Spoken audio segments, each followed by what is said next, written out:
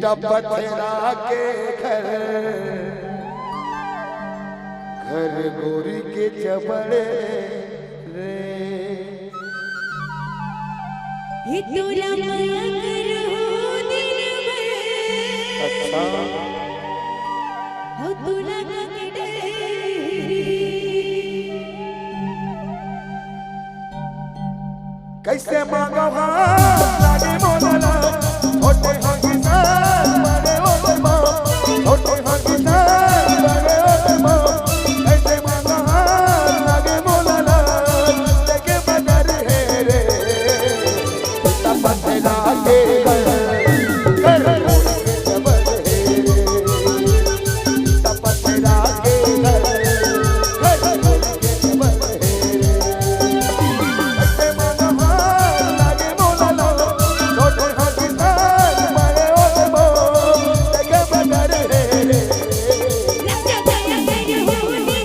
दिन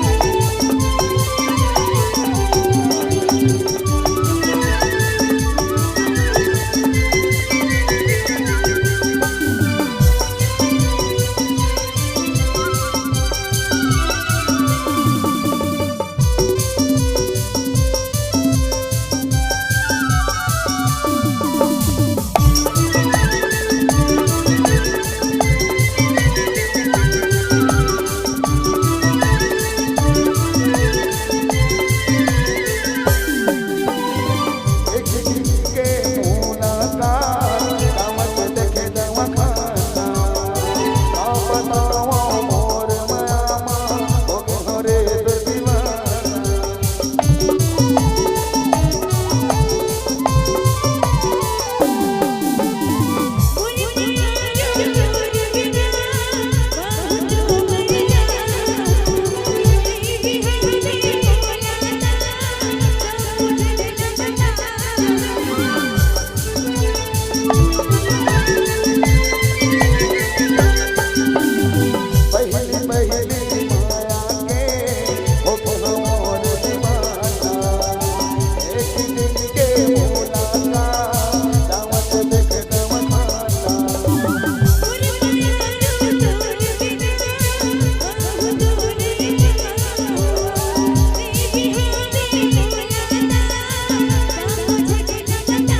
के डेरी राजा माया करो दिन में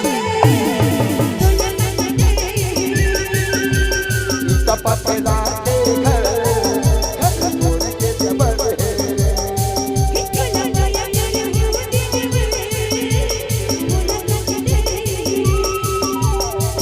पत्थरा के